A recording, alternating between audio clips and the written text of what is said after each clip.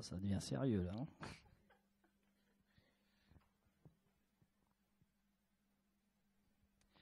Bonsoir à tous, bienvenue à Arcopole pour cette nouvelle conférence holistique. Quelques petites explications sur le lieu. Arcopole est un espace de coworking où vous avez plusieurs entreprises qui y travaillent et on loue aussi des salles de conférences comme ici ou des salles de réunion, pour ceux qui ne connaissent pas. Arcopole, donc les coworkers permanents, donc on a l'agence Lume qui est une agence de conception lumière.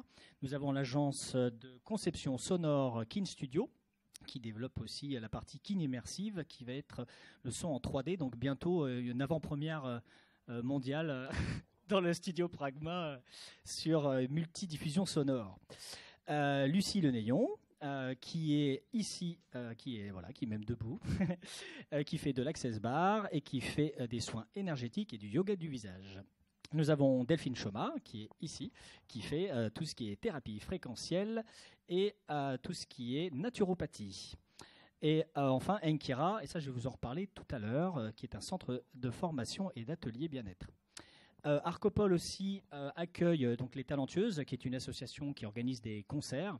Donc je pense qu'on va reprendre à la saison maintenant septembre 2022, parce qu'il y a eu quelques événements mondiaux bizarres. J'ai toujours pas compris ce qui s'était passé, mais c'est pas grave. Ensuite, Enkira, donc qui est le centre de formation, et enfin Holistique, donc l'association ce soir, dont Delphine va vous en parler plus longuement, mais donc, qui est là pour mettre en avant le bien-être et les médecines dites alternatives. Alors, Enkira, donc centre de formation et atelier bien-être, donc futur lancement dans peu de temps. Ça se passe globalement, principalement à Arcopole. Donc, on a plusieurs formateurs et on va avoir une soirée de formation, de lancement, pardon. Actuellement, ce que nous avons déjà en proposition de formation, donc on a des soins énergétiques, on a de la corporalité, du coaching, de la cuisine santé, l'énéagramme, le jeu du Tao, le feng shui. Bon, il y a énormément de choses, donc je vais vous inviter évidemment à aller sur le site internet. Et pour comprendre plus en détail ce que c'est Enkira, donc il y a un lancement qui a lieu le 20 mai, donc c'est un vendredi, et on ouvre assez tôt pour que vous puissiez profiter des ateliers gratuits. Donc les intervenants, les formateurs vous proposent des ateliers gratuits, donc inscrivez-vous vite parce qu'on a déjà des inscriptions. Donc plusieurs ateliers. Il y aura du coaching sane fait par Audrey. On aura le jeu du Tao présenté par Philippe. On aura de la méditation immersive par Cyril Pelletier. On aura de la naturopathie par Delphine Choma. On aura aussi de la respiration thérapeutique par Marianne, qui est à l'entrée ici. Coucou Marianne. On aura du tarot de Marseille par moi-même, du yoga du visage par Lucie. Donc n'hésitez pas à vous inscrire en ligne et à dire les ateliers que vous souhaitez faire, parce qu'il risque d'y avoir du monde, donc voilà, pour éviter d'être déçus. Donc ça commence à 16h30, et après à 19h, on lance Enkira dans cette salle. Et après, on aura une animation à 20h, bain sonore par Kin Immersive et proposé par Grégory Delassise. Donc on fera en plus un enregistrement en son 3D, binaural, hein, c'est ça? Tu veux enregistrer en binaural? Ah oui, alors c'est hyper technique, donc c'est comme au cinéma en fait. Vous savez, quand le son il fait... Eh ben, ça sera pareil, sauf que là on va le faire en live, c'est-à-dire que les bols en fait seront certainement ici, ou on ne sait pas encore trop, mais en fait le public sera vraiment dans l'ambiance sonore des bols tibétains et des bols en cristal. Il y a un peu de tout d'ailleurs. Et voilà, ça sera une belle expérience sonore. Et enfin, on fera un cocktail dinatoire à 20h30 et on continuera la soirée en dansant sur du Rammstein. Non, ça ne sera pas du Rammstein, ça sera des musiques certainement méditatives ou autres. Bon, t'es un peu déçu aussi, je vois. Okay. Alors, comment s'inscrire? Donc par téléphone et puis aussi par mail, par contact@enkira.fr. Je vous dis, on a déjà pas mal d'inscriptions, donc n'hésitez pas, ça va être un beau moment. Enkira, les premières formations estampillées, ateliers estampillés Enkira, je vais y arriver, c'est des ateliers bien-être qu'on co-anime avec Lucie. Donc on en a déjà fait 2, donc un se relier à soi et le deuxième mes routines quotidiennes. Donc le prochain aura lieu le 28 mai, c'est se relier à l'autre. Alors c'est intéressant parce que dans cet atelier, on utilisera beaucoup de CNV. Alors, je me retourne vers les futurs conférenciers. Donc la communication non violente, il y aura beaucoup d'ateliers pour mieux communiquer avec l'autre. Donc comprendre un peu mieux et que la communication soit beaucoup plus fluide. Et enfin, le dernier atelier, le 18 juin, faire face à la manipulation. Donc comment la reconnaître, comment soit la parer, soit qu'est-ce qu'on fait face à un manipulateur ou des manipulateurs. Voilà pour la première atelier Nkira. Et je vais passer la parole à Delphine qui va vous présenter l'association holistique. Je vous souhaite une bonne soirée. Bonsoir à tous, c'est un plaisir de vous retrouver, de vous découvrir aussi de nouvelles personnes.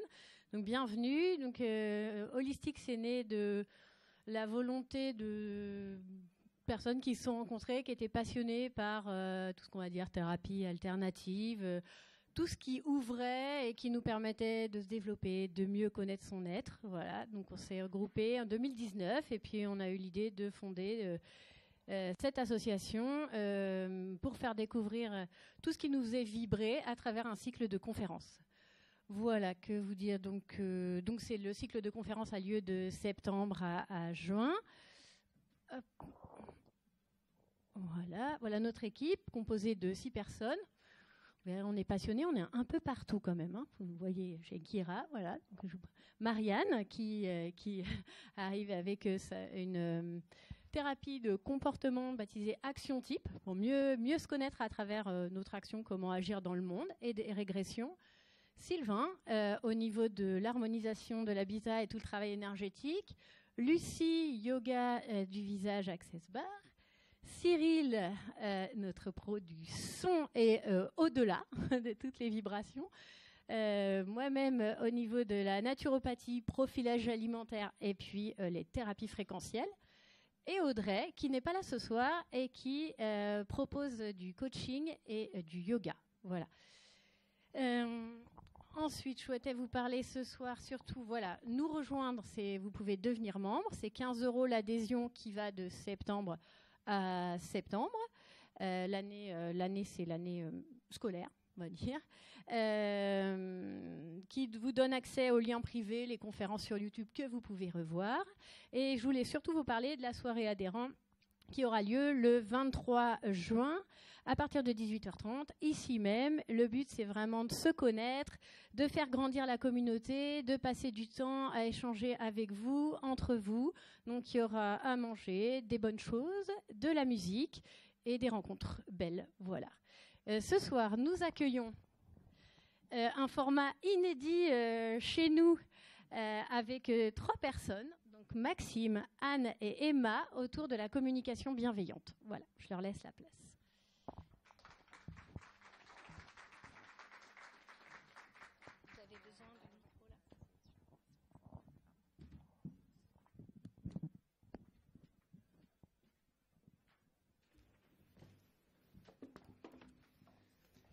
Bonsoir à tous et à toutes. Bonsoir. Bonsoir. Quelle énergie dans le public ce soir. Trop d'énergie, Max. Moi, je m'appelle Emma. Moi, c'est Max. Et moi, c'est Anne. Et ce soir, si le micro de Maxime veut bien, on va vous parler de communication bienveillante. Alors, il y a plusieurs thèmes qui sont utilisés, et du coup, juste pour qu'on soit tous raccords, communication bienveillante, communication empathique, communication en conscience, communication non violente, tout ça, c'est la même chose. Donc, ce dont on va parler ce soir, c'est de tout ça. Et du coup, nous, on a choisi le thème communication bienveillante parce que du coup, il y a un peu un lien avec le bien-être, et c'est cette porte d'entrée-là que nous, on a décidé de prendre pendant toute la durée de la conférence. Donc, qui dit bien-être dit émotion. Peut-être que vous ne voyez pas forcément le lien tout de suite, mais on espère qu'au fur et à mesure, vous comprendrez le lien qui existe. Et pour vous mettre directement dans l'ambiance, on va vous partager comment ça va pour nous, déjà. Est-ce que quelqu'un a envie de commencer ? Moi, je veux bien, si vous voulez. Ah, merci. Alors, j'ai super le trac. Je sens que je tremble un peu et j'espère que ça va s'apaiser au bout d'un moment. Mais je suis hyper ravie d'être là et de pouvoir enfin présenter devant des gens tout le travail qu'on a fourni depuis plusieurs mois déjà maintenant en collaboration avec Anne et Maxime. Voilà, je suis super contente d'être avec vous. J'en profite pour remercier du coup Arcopol de nous offrir cet espace pour pouvoir vous présenter ça. Un grand merci à Holistic aussi pour votre confiance et pour nous avoir permis d'avoir l'opportunité de travailler tous les trois ensemble. C'est la première fois. Voilà. Et merci à vous d'être venus. Et j'ai cru comprendre qu'il y avait des personnes qui venaient de super loin. Donc merci d'avoir fait le déplacement pour nous. Super, je suis hyper honorée en tout cas. C'est bon pour toi? Eh bien, moi, je me suis levé ce matin et je me suis senti super joyeux. Et je me suis dit, je me sens animé. Pourquoi? Parce que ça fait plusieurs jours qu'on passe ensemble à justement préparer tout ça. Et je me suis dit, ce soir, on va pouvoir enfin partager ce qui nous passionne, ce qui nous tient à cœur. Envie de vous le partager à vous. Je sens que je résonne. Et en même temps, partager ensemble parce que, on s'est dit, allez, si on se lançait à faire une conférence tous les trois, ça peut être plus cool que tout seul. Et du coup, on a passé pas mal de temps ensemble. Donc, ravi de concrétiser ça ce soir. Et on espère que pendant 1 heure, vous allez pouvoir apprendre un peu certaines choses, que ça peut ouvrir pour vous donner envie d'aller plus loin. J'ai juste envie de préciser que moi, quand on me demande est-ce qu'on pourrait faire de la communication non violente, apprendre, généralement, je dis 3 jours minimum, sinon on ne comprend pas bien la philosophie. Et là, on va essayer de faire passer des choses en 1 heure, quoi. Voilà pour moi. Merci Max. Du coup, moi je me sens un peu impressionnée, un petit peu timide et excitée aussi. Pareil, de vous partager. J'ai vraiment hâte en fait de passer à la suite parce que j'aime beaucoup ce qu'on a préparé. Je pense que je vais passer un bon moment et j'ai vraiment envie aussi de le passer avec vous. Donc voilà, j'ai hâte de la suite. Et merci à tous d'être là. Et avant de commencer... Déjà. Merci, ça donne un peu d'énergie, merci pour ça. Avant de commencer, on avait envie aussi de vous partager qu'est-ce que ça a permis dans nos vies à chacun et chacune de rencontrer la communication non violente. Voilà, et de vous faire un petit partage d'expérience avant de vraiment rentrer dans le vif du sujet. Ouais, moi je peux prendre. La communication bienveillante, ça m'a apporté énormément de choses. Si je devais en retenir une, j'aurais envie de dire que si j'avais pas rencontré la communication bienveillante, je pense qu'aujourd'hui je serais plus en couple. Et je pense que j'aurais répété quelque chose que j'ai répété dans mes relations d'avant et encore et encore. Et la communication non violente, ça m'a appris à traverser les conflits. Ça m'a appris à m'écouter moi, m'ouvrir à ma vulnérabilité, l'exprimer à l'autre pour du coup mieux se comprendre.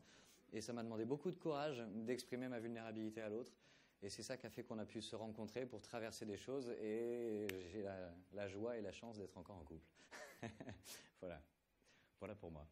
Merci Max. Moi, je veux bien prendre la suite. Du coup, moi, avant de rencontrer la communication non violente ou la communication empathique, comme j'aime bien l'appeler, ma plus grande force dans la vie, c'était de me dire que les autres, ils pourraient jamais me faire pire que ce que moi, je me faisais à moi-même dans ma tête. Et du coup, la communication non violente, la communication empathique, ça m'a aidée à être beaucoup plus bienveillante avec moi-même, à avoir une relation beaucoup plus apaisée. Et aujourd'hui, je passe des moments plus sympas avec moi que ce que ça pouvait l'être avant. Voilà, pour moi, si je devais retenir un petit truc, ce que ce serait. Merci Anne. Et de mon côté, je crois que j'ai rencontré la communication non violente à un moment dans ma vie où mon job, ça me plaisait plus trop. Et en fait, c'est vraiment un outil qui m'a permis de traverser cette période de transition professionnelle de manière le moins inconfortable possible, malgré tous les doutes que ça entraîne. Et c'est ça aussi qui me permet d'être là aujourd'hui devant vous, parce que si j'avais pas rencontré la communication non violente, je serais pas en train de faire une conférence sur la communication non violente. Et un truc que je disais beaucoup aussi avant de faire de la communication non violente, c'est je sais rien faire d'autre de mes 10 doigts que rouler des clopes. Et aujourd'hui, en fait. Enfin, ça m'a aidé vraiment sur le chemin de la confiance en moi, même si du coup peut-être ça se voit pas trop là. Mais c'est déjà quand même pas rien du tout d'être là devant vous, vraiment, je vous assure. Mais en tout cas, voilà, ça m'a aidé à grandir dans la confiance en moi et dans l'estime de moi, qui est un grand chemin et qui n'est pas du tout terminé. Je pense que ça peut prendre toute une vie, mais en tout cas, ça m'accompagne là-dedans. Voilà pour moi.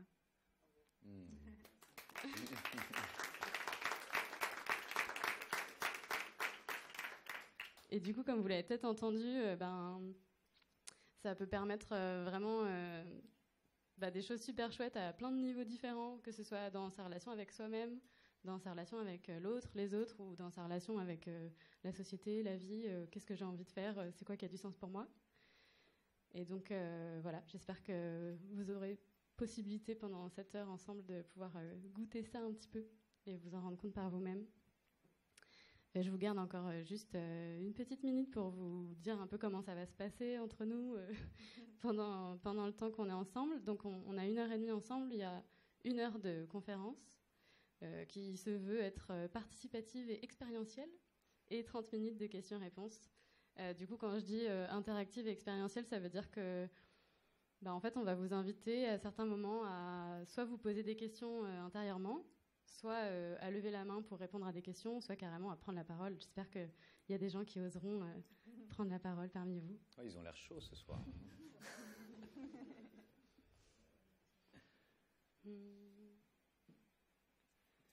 Et si on testait à savoir s'ils sont participatifs? Ok, on va vérifier ça tout de suite. J'ai 4 questions à vous poser. La première, c'est quelles sont les personnes parmi vous qui ont l'impression dans leur vie régulièrement d'écouter les autres, leurs proches? Levez la main, les personnes qui ont l'impression d'écouter. N'hésitez pas à lever la main. Okay. Qui a l'impression d'écouter correctement? Ouais. Ok. Deuxième question, je vous invite à lever la main une nouvelle fois, les personnes qui ont l'impression d'être vraiment écoutées par leur entourage. Je crois qu'ils n'ont pas compris la question là. Okay. J'ai vu une main qui faisait ça. Non, en tout cas, ce que je voudrais mettre en évidence là, c'est qu'il y a vraiment une différence entre ce qu'on donne et ce qu'on reçoit visiblement, et du coup, c'est aussi l'idée de comprendre qu'est-ce qui se passe, comment ça se fait qu'on a l'impression de donner, de ne pas recevoir. Ça va être l'idée de la conférence d'aujourd'hui. Troisième question, qui parmi vous reconnaît avoir des émotions? Ah, super. Ok. On a un super public, c'est trop bien. J'ai repéré quelques robots quand même. Il y en a qui n'ont pas vu la main. Et dernière question. C'est quoi la dernière question? Qui parmi vous a déjà appris les émotions ou la gestion des émotions à l'école ou à la maison? Heureusement qu'on est là. Ok, merci. Ils comprennent beaucoup. qu'une question sur deux, je crois. J'ai l'impression, ouais. Ok, effectivement, c'est notre constat également, c'est que les émotions, tout le monde en a, et puis en fait, on ne sait pas trop comment ça fonctionne, donc on a envie de vous partager justement un constat ou l'essence, le cœur de la communication bienveillante qui tourne autour de ça. On est parti ? Alors, on a envie de commencer par vous partager un petit peu de théorie, un petit peu d'apport théorique pour que l'on puisse faire émerger la même conscience, enfin parler de la même conscience avant d'aller un peu plus loin. Quand on parle de communication bienveillante, on entend communication. Et bien souvent, on pense à une technique de communication. Or, ça va bien au-delà de ça. Pour moi, la communication non violente, c'est un art de vivre. C'est un art de vivre qui vient soutenir une conscience qu'on a envie de vous partager là. Pour mettre en évidence cette conscience, on va imaginer une relation. Quand on parle de communication, on pense relation, on pense souvent relation à deux. J'ai juste envie de préciser que la relation, c'est la relation à soi, la relation à l'autre, deux personnes, et c'est la relation aux autres, c'est la relation à la vie. Pour simplifier les choses et pour les illustrer, on va prendre une situation avec deux personnes, une relation avec je et tu. Quand on est en relation, c'est qu'on a des intérêts en commun. Que ce soit au travail, avec un collègue, un patron, ou que ce soit en famille, avec les enfants, les conjoints, les conjointes, que ce soit aussi avec les amis, le voisin. Si on est en relation, c'est parce qu'on a des intérêts en commun. Ok ? On va pouvoir s'intéresser à... Donc, on est dans une relation. Il y a un lien entre je et tu. on va se poser la question, quand on est en relation, qu'est-ce que l'on cherche à vivre? Je vous invite à vous poser la question intérieurement. Lorsque vous êtes en relation avec quelqu'un, qu'est-ce que vous cherchez à vivre? Et alors, pour simplifier un petit peu les choses et pour aller plus directement vers notre cheminement, on va imaginer une relation entre deux personnes, et puis il y a une petite tension, il y a un conflit, et quand il y a conflit, souvent on se déchire, on se divise un peu, et il y a des fois on a envie de revenir dans la relation. Qu'est-ce qui fait que l'on a envie de revenir dans la relation? Je vous invite à vous poser la question intérieurement. Qu'est-ce qui fait que vous avez envie de revenir vers l'autre?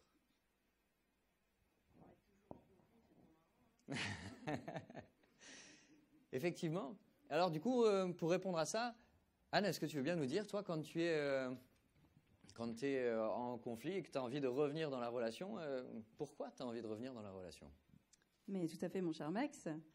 Donc moi, quand je suis en conflit, en fait, ce qui se passe souvent, c'est que je ressasse beaucoup dans ma tête le conflit, je ressasse tout ce que la personne elle m'a dit, ce que moi j'ai dit, ce que j'aurais pu dire, toutes les réparties et tout ça. Et en fait, je me sens pas bien, quoi. Je me sens angoissée. Ça prend tout l'espace, en fait, dans ma tête. Dès que je m'arrête de faire quelque chose, j'y repense et tout. Donc, je vais souvent aller revenir vers l'autre pour me sentir mieux, en fait. Et ouais, pour me sentir mieux. Ok, donc pour toi, Anne, tu reviens dans la relation pour te sentir mieux, pour retrouver un peu de bien-être. Ok, Emma, est-ce que tu veux bien nous partager pourquoi toi tu reviens dans la relation quand il y a une situation de conflit? J'ai des conflits, moi. Non, conflit, moi je pense à ma relation avec ma sœur notamment. Et en fait, je culpabilise beaucoup. Enfin, en tout cas, ouais, conflit pour moi, je culpabilise beaucoup et sur ce que j'ai dit, sur ce que j'ai pas dit, sur ce que je dis pas, ouais. Et du coup, ce serait pour arrêter de culpabiliser, donc pour être mieux aussi. Ok, pour te sentir mieux. Donc, d'une certaine manière, ce que j'entends là, c'est j'ai envie de revenir dans la relation parce qu'il y a quelque chose qui va pas à l'intérieur et donc du coup, je reviens pour me sentir mieux. Est-ce que lorsqu'on est en relation, ce que l'on cherche à vivre, c'est tout simplement du bien-être? Tout simplement. Ok. Je nous propose de partir de cette hypothèse. Quand on est en relation, ce que l'on cherche à vivre dans la relation, c'est du bien-être. Simple. Est-ce que j'ai envie de vivre du bien-être pour moi et puis l'autre, il a qu'à crever, je m'en fous? Dans la plupart des cas, parce que souvent on me parle du patron et on me dit, il y a des fois... Dans la plupart des cas, je cherche à vivre moi du bien-être et j'aimerais bien que l'autre vive du bien-être aussi. Donc que je et tu puisses vivre du bien-être. Ok. Allons un tout petit peu plus loin. Si la question qu'on pourrait se poser derrière, c'est à partir de quel moment je pourrais me dire, tiens, ce que je suis en train de vivre là, c'est du bien-être? Comment je peux définir que ce que je vis, c'est du bien-être? Je vous invite à vous questionner un peu. Tiens, quand est-ce que je peux dire que je me sens bien? On pourrait prendre du temps pour ça. Et je vais poser la question à mes deux consoeurs. Anne, à partir de quel moment, toi, tu peux te dire, tiens, je me sens dans le bien-être? Moi, je me sens dans le bien-être quand je sens que tout circule à l'intérieur de mon corps, il n'y a aucun blocage. Je me sens très calme, je me sens posée. J'ai l'impression d'avoir beaucoup d'espace à l'intérieur. Ouais, c'est pas du tout encombré en fait, très ouvert. Et voilà, je me sens sereine, quoi. Ok. Ce que j'entends, c'est quand tu te sens calme, quand tu te sens sereine, quand tu te sens posée, qu'il y a de l'espace à l'intérieur. J'entends là tout un tas d'émotions.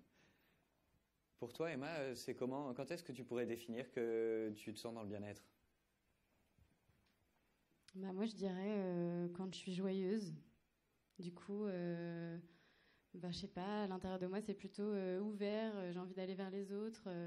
C'est lumineux. Ouais, ça. Ok, joyeuse, lumineux. Joyeuse, calme, apaisée, sereine.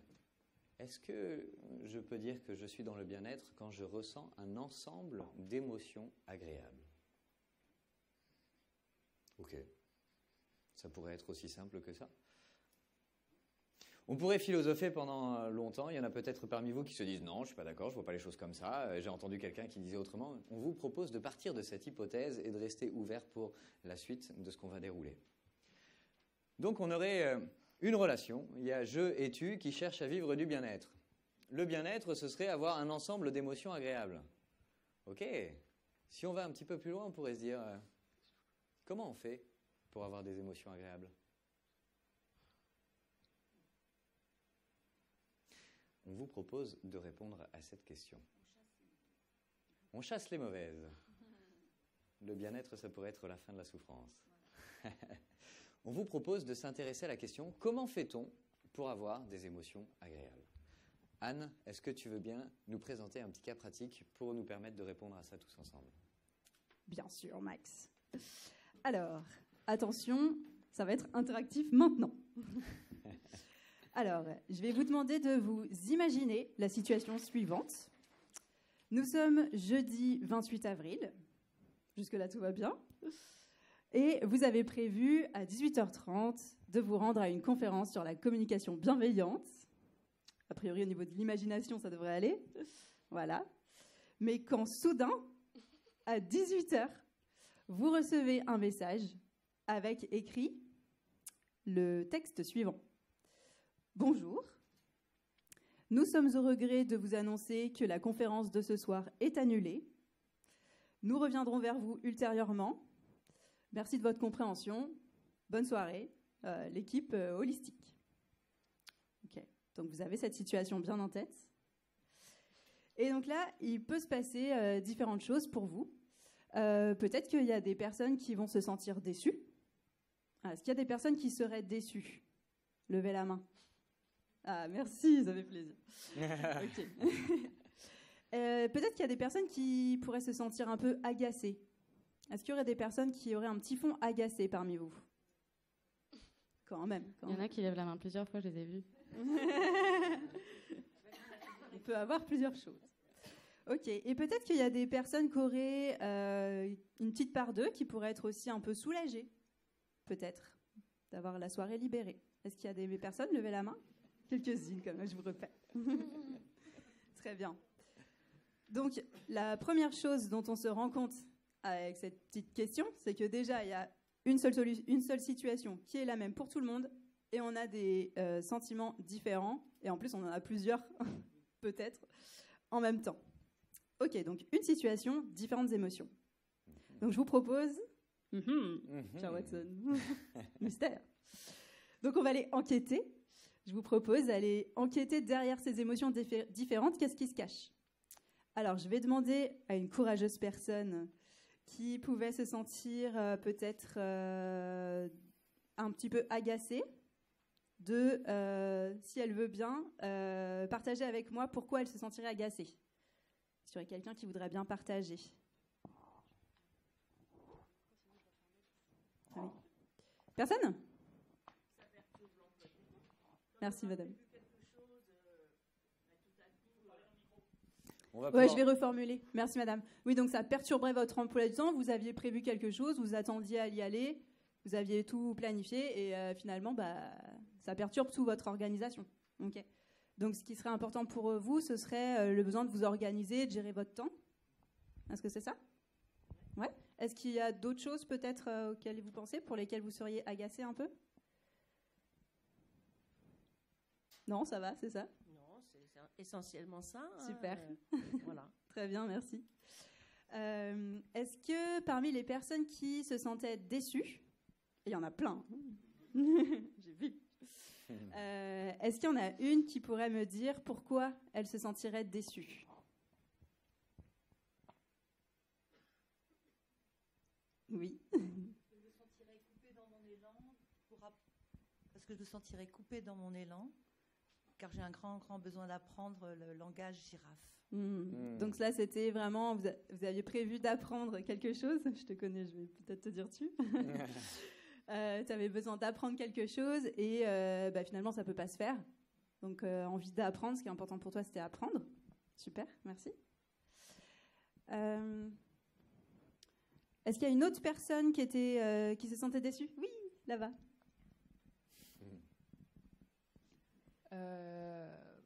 Si c'était annulé, moi je serais déçue parce que pour moi c'est toujours une joie de venir à des conférences et là comme le sujet m'intéressait aussi, ça aurait été de la déception en fait, d'être coupé dans l'élan en fait, d'être en mode trop bien, j'ai une conférence, ça va être génial et ah bah elle est pas là. Ok. Donc de passer un bon moment, d'être dans la joie, etc. Et du coup, c'est ça. Il n'y a plus la joie. Ok, très bien, merci beaucoup. Est-ce que maintenant il y a une personne qui pouvait se sentir une petite part un peu soulagée, qui veut bien m'expliquer pourquoi elle se sentirait soulagée?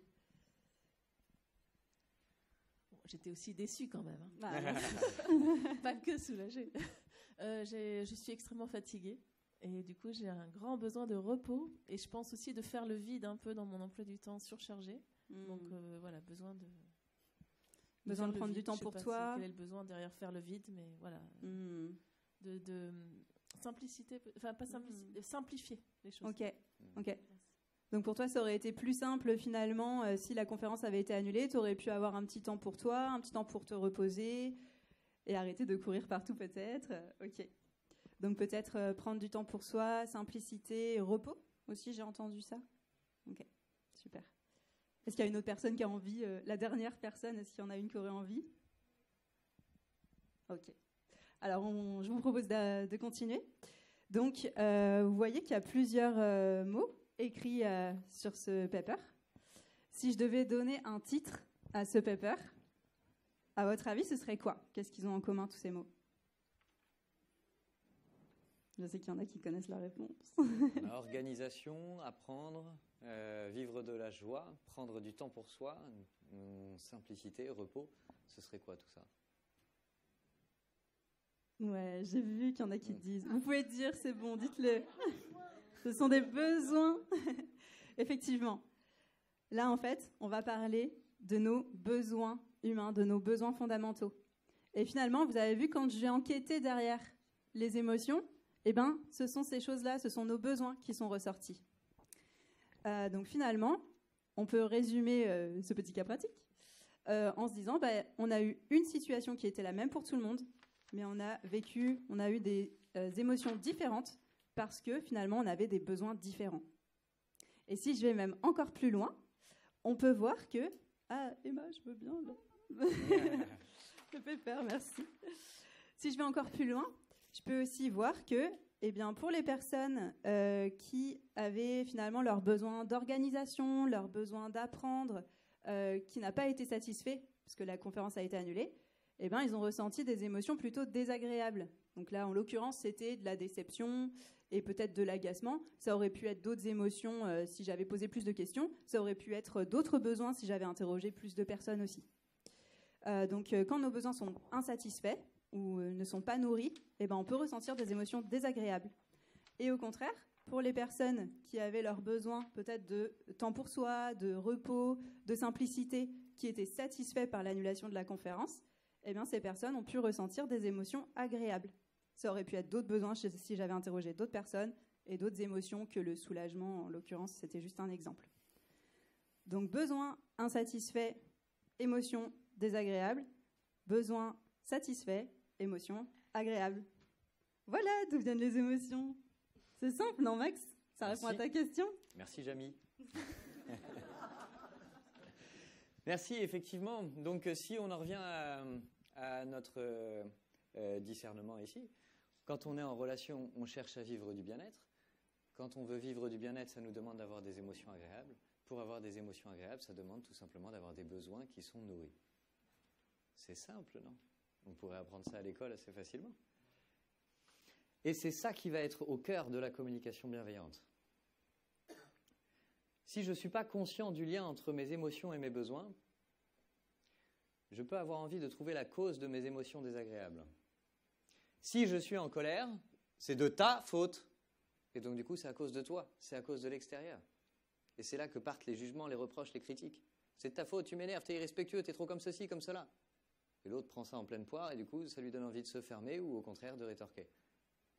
Si à l'inverse, j'ai conscience du lien entre mes émotions et mes besoins, J'ai conscience que je suis agacé parce que pour moi, ce serait hyper important d'avoir plus de respect à cet endroit-là. Là, je suis agacé parce que j'aimerais avoir un peu plus de respect. Plus facile à recevoir. Au lieu de dire à l'autre « Mais qu'est-ce que t'es mal organisé, c'est tout le temps pareil, ras-le-bol, tu pourrais pas faire autrement ?» Si je lui dis « Tu sais, moi, quand je vois qu'on a 5 minutes de retard, je me sens un peu stressé parce que j'aimerais bien qu'on arrive vraiment à l'heure. C'est important pour moi de respecter les engagements. » Ça fait une différence. Et donc, il y a vraiment cette conscience-là. Si je suis en lien avec l'idée que mes émotions sont reliées à mes besoins, je peux parler de ce qui se vit là. Si je n'ai pas conscience de ça, je vais avoir tendance à reprocher à l'autre. Et ça marche aussi quand j'écoute. Quand l'autre me balance des jugements, des reproches ou des critiques, j'ai conscience qu'il est simplement peut-être un peu agacé, énervé, parce qu'en fait, il est en train de vouloir satisfaire ses besoins. Ce n'est pas forcément contre moi, c'est pour lui. Et ça change tout dans la façon d'écouter. Alors c'est ça qu'on a envie de mettre en évidence. On va vous présenter une petite scénette où, dans la scénette, Emma et Anne vont jouer une première partie sans cette conscience des émotions et des besoins. Et puis, il y aura quelques moments où on interviendra. Et puis, il y aura une deuxième partie de la scénette où elles vont revenir à cette conscience que leurs émotions sont reliées à leurs besoins. Ou plus précisément, il y a une des deux personnes qui reviendra à cette conscience et on va voir ce que ça donne. On vous invite à observer curieusement. À la fin de ces scénettes, on vous demandera qu'est-ce que vous avez pu observer qui vous a semblé utile dans la relation. Vous êtes prêts pour une petite scénette ? Petit show. Un petit show. Je vous invite à positionner vos chaises et puis on va pouvoir se lancer.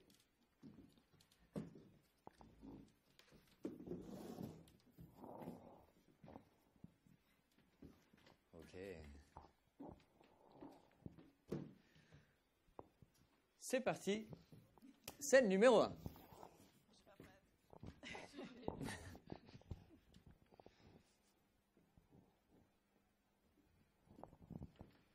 Salut. Salut, ça va ? Ouais, ça va. Enfin bon, ça va. J'ai eu ma réunion de ce matin comme prévu. Bah, je peux te dire que c'était chaud. C'était relou même en fait. Parce que je suis avec 2 collègues là. Alors, il y en a un, il n'a pas le temps, donc il speed tout le monde. Il y en a une, elle sait pas ce qu'elle veut. Tu m'écoutes ? Ouais, il y en a une qui sait pas ce qu'elle veut. Ouais, voilà.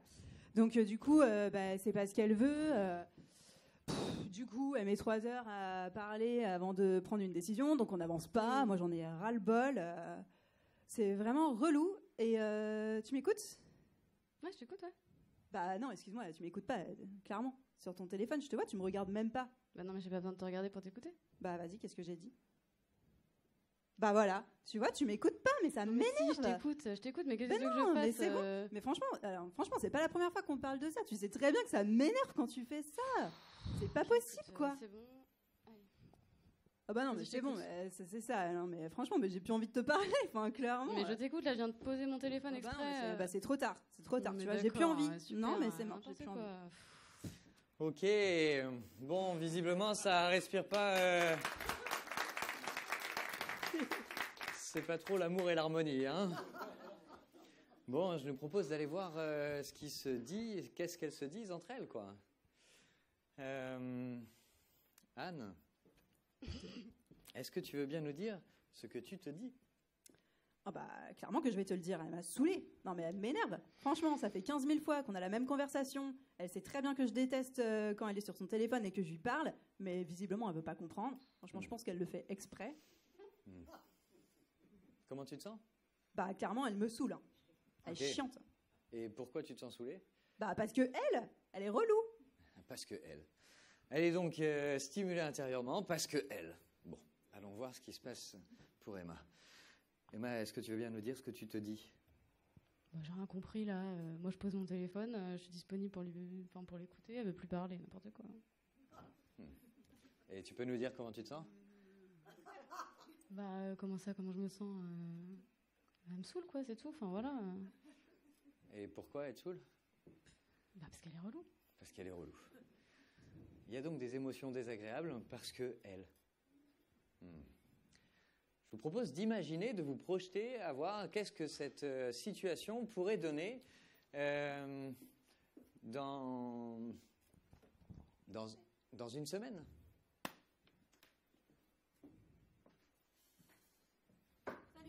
Salut, ça va? Ouais, ça va, ça va. Ok, je vous propose de voir ce que cette scène pourrait donner dans un an. Bon, bah, je te quitte. J'en ai marre, de toute façon, on Ça va partage pas, rien hein. ensemble. Oui, bah c'est ça, bah vas-y, casse-toi. Va raconter tes problèmes à quelqu'un d'autre. Bon, bah, tu m'écoutes Ouais, jamais, super. de toute façon, tu m'as jamais aimé, voilà. Ok, bon, on est peut-être parti un peu loin, quoique. On vient de voir une situation où elles sont dans une conscience, enfin, ok, quand je suis agacé, c'est à cause de toi. On va aller voir ce que ça donne si on rembobine un petit peu la scène et que l'une d'entre elles revient à la conscience que ses émotions sont reliées à ses besoins. Qu'elle revient peut-être dans la conscience que, tiens, j'ai fait des stages de communication bienveillante, ce serait bien que je m'en serve. Je vous propose un petit rembobinage de cette scène. Attention, effets spéciaux. On rembobine, et c'est reparti. Nouvelle scène. Bon, bah, tu m'écoutes, là? Oui, bah c'est bon, je t'écoute, regarde. Ah bah ça, non, je mais pose c'est mon mort, téléphone. j'ai plus du tout envie de te parler. T'as vu comment Non, mais t'es? comment ça, t'as plus envie de Tu me me parler? regardes même pas, Je lâche mon franchement. téléphone pour que... Ah non, mais tu Non, me mais- saoules quand t'es comme ça, c'est relou.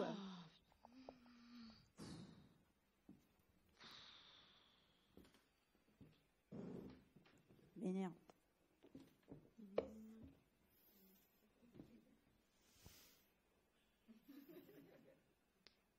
Est-ce que tu serais d'accord de nous dire comment tu te sens?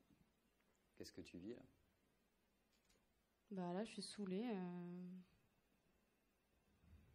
Elle me saoule, ouais. Franchement, j'étais tranquillement en train d'essayer de me détendre là, sur mon téléphone, à regarder des vidéos drôles pour essayer de me changer un peu les idées. Elle arrive, elle me raconte toute sa vie.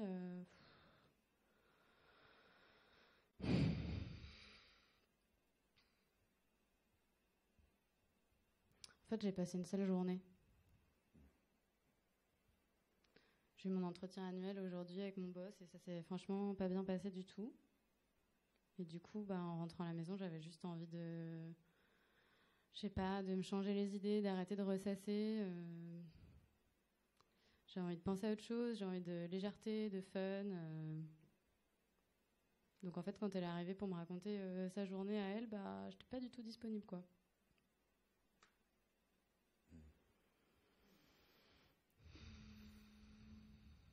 Ouais. Voilà, je dirais ça. Est-ce qu'il y a autre chose qui la concerne? Toi, vis-à-vis d'elle? Ça te fait quoi de voir qu'elle est un petit peu... que vous êtes en tension toutes les Oui, deux? bah oui, non, mais c'est sûr. Du coup, je dis que j'étais pas disponible et en même temps, bah, bien sûr, ça m'intéresse.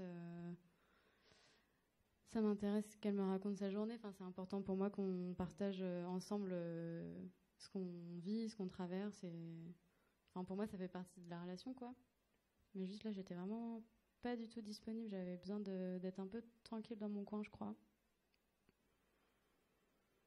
Ok, ce que j'entends là, c'est que pour toi, c'est important. Tu avais envie de fun, de légèreté, et de te changer un peu les esprits, et en même temps, il y a une partie de toi qui a envie de l'écouter, de passer du temps avec. C'est un peu ça? Ok. Est-ce qu'il y a quelque chose que tu as envie de faire? Bah, j'aimerais bien prendre du temps pour moi, vraiment, là, être peut-être un peu tranquille pendant, je sais pas, une demi-heure, un truc comme ça, pour me détendre et vraiment, je sais pas, faire un peu la transition entre ma journée de boulot et être vraiment ici pleinement avec Anne. Et j'aimerais bien retourner lui parler, du coup, pour qu'on puisse s'expliquer et qu'on reste pas en conflit, pardon. Ok. Je vous propose de voir ce que ça donne dans une demi-heure. Une demi-heure plus tard.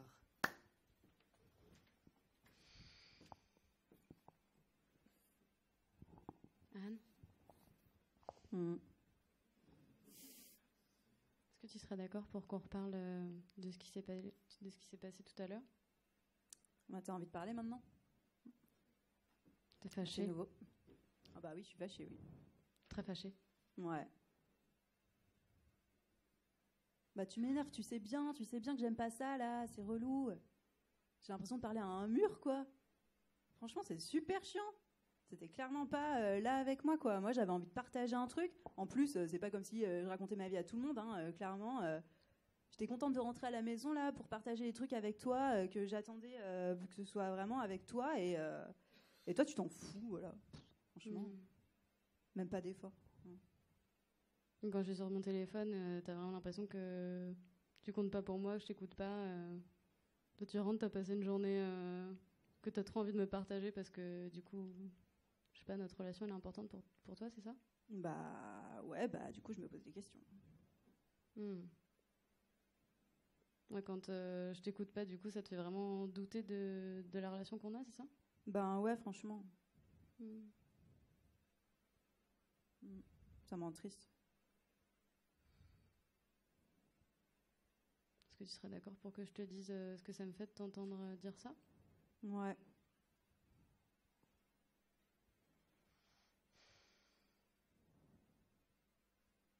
Ben, déjà, je suis touchée que tu me dises que tu me racontes à moi ta journée parce que je suis importante pour toi. Ça me fait plaisir parce que du coup, bah, t'es importante pour moi aussi, donc voilà. Et ensuite, ouais, je crois que ça me rend triste aussi d'imaginer que, enfin, de me dire que en fait, cette situation, elle te fait douter de notre relation et de ce pourquoi on est ensemble et de ce qu'on partage. Ça me rend super triste.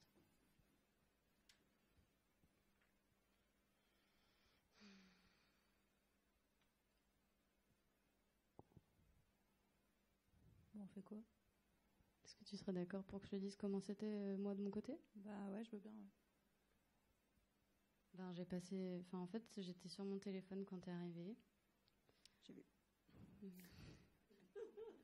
En fait, j'ai pas passé une super journée aujourd'hui et du coup, bah, je crois que j'avais besoin d'un moment un peu de transition entre la journée de taf un peu horrible et revenir là avec toi. Et du coup, bah, je sais pas, j'avais juste envie d'être un peu toute seule, tranquille avec moi-même, à me détendre, à regarder des trucs un peu rigolos, histoire de me changer les idées de ma journée. Bah, du coup, elle était horrible ta journée, mais il s'est passé quoi? Ben, j'aurais trop envie de te raconter. Et en même temps, bah, j'aurais trop envie que tu me racontes la tienne aussi. Et du coup, j'ai quand même envie de garder un peu de fun et de légèreté dans tout ça. Est-ce que ça te dirait qu'on aille se faire une balade et que tu me racontes ta journée, je te raconte la mienne et en même temps on se promène et on s'aère un peu l'esprit? Ouais, carrément. Trop bien. Trop envie. Cool, bah, je vais me préparer. Moi aussi. Ok.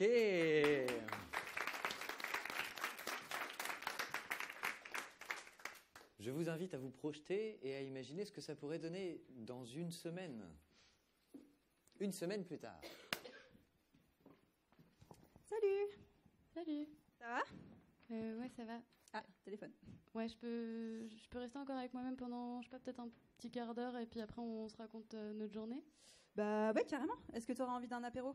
Ouais, grave. Ok, bah je vais préparer alors. Trop bien. Et je vous propose de voir ce que ça donne 5 ans plus tard. Ma chérie, mais je t'aime trop, t'es la meuf parfaite. Mais quoi? Oh, mais oui! Merci!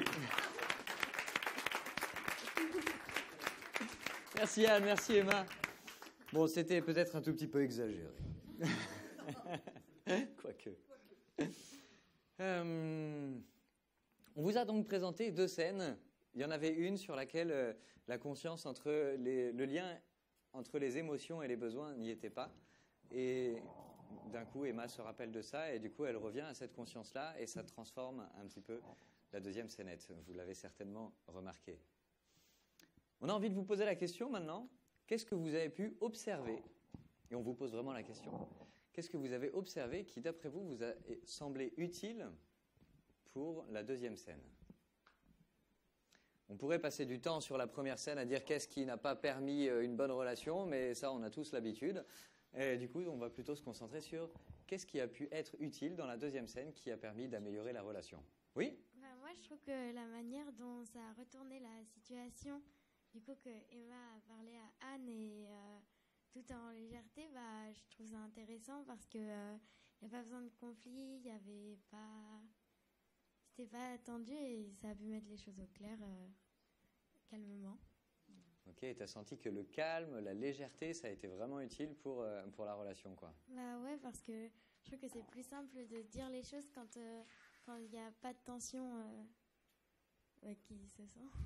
Ouais, un petit peu comme si au moment où il y avait des tensions, c'était peut-être pas le bon moment, et le fait de revenir un peu après, en étant plus calme, ça permet de dire les choses.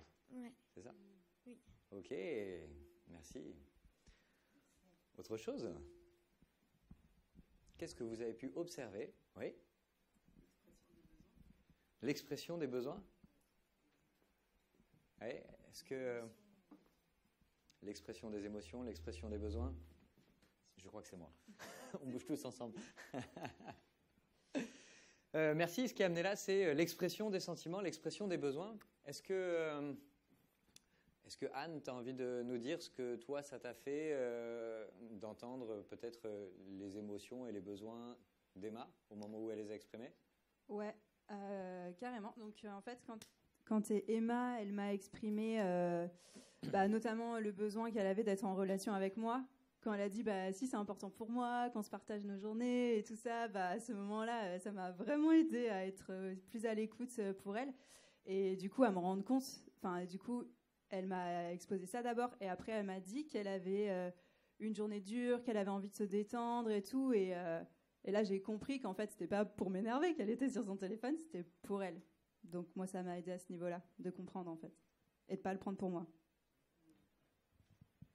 Ouais, je crois qu'il y a quelque chose autour de c'est pas contre moi, c'est pour elle. À partir du moment où elle dit c'était pour me détendre, besoin de se détendre, ça change complètement la donne. C'est pas contre toi, genre tu m'intéresses pas, quoi. Ok, merci. Autre chose, qu'est-ce que vous avez pu observer? Oui? Bon, on va reformuler sinon. Vous pouvez y aller. Pour moi, l'étape clé, ça a été vraiment la prise de conscience de Emma sur son propre état, sur sa propre journée, avant de pouvoir être disponible à Anne. Et en fait, toi, tu jouais un peu le rôle de sa conscience. Et elle a mis du temps, je trouve, avant d'admettre elle-même qu'elle avait passé une mauvaise journée. Et sans cette prise de conscience, il n'y avait pas de pas possible vers l'autre. Voilà. Oui. Merci. Emma, est-ce que tu veux nous partager ce qui se passe pour toi à ce moment-là? Non, c'est ça. En tout cas, ça me permet de vraiment me reconnecter avec qu'est-ce qui est important pour moi sur l'instant. Et en même temps, toutes les choses qui sont importantes pour moi sur l'instant, qui peuvent ne pas forcément être hyper évidentes, comme par exemple avoir envie de partager avec Anne. En fait, tout de suite, c'est pas hyper vivant parce que j'ai d'abord autre chose qui prend plus de place. Et du coup, de le reconnaître, ça peut me permettre aussi de le voir et de dire oui, mais j'ai quand même aussi envie de partager avec Anne. Et donc, d'essayer de prendre soin des deux, en fait. Ouais. Et moi, ce que j'ai entendu Alors, cette étape-là, cette phase-là, en communication bienveillante, on appelle ça l'auto-empathie. C'est l'idée de s'offrir à soi-même de l'empathie. Ce que j'ai trouvé intéressant, c'est qu'au tout début, quand je lui dis « Qu'est-ce qui se vit pour toi ?», elle me dit « Elle est chiante, elle me saoule », c'est encore tourné vers l'autre. Et il a fallu un petit peu de temps pour que...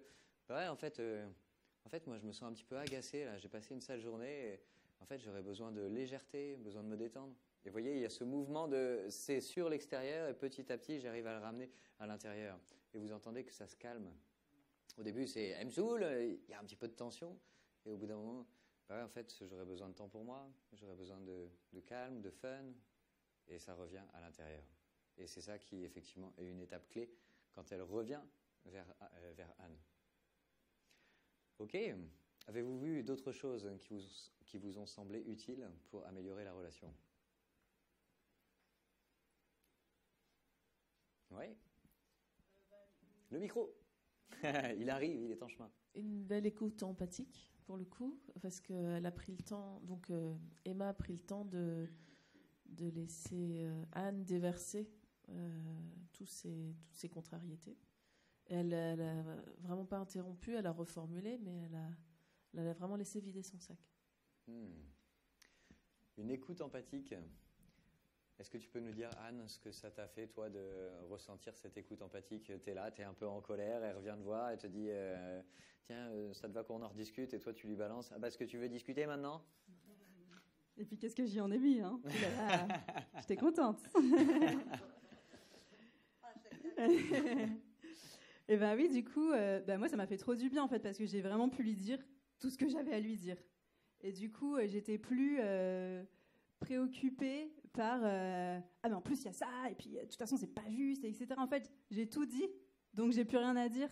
Donc du coup, j'étais disponible pour écouter ce que elle avait à dire finalement, une fois que j'avais tout vidé, quoi. Voilà ce que ça m'a fait.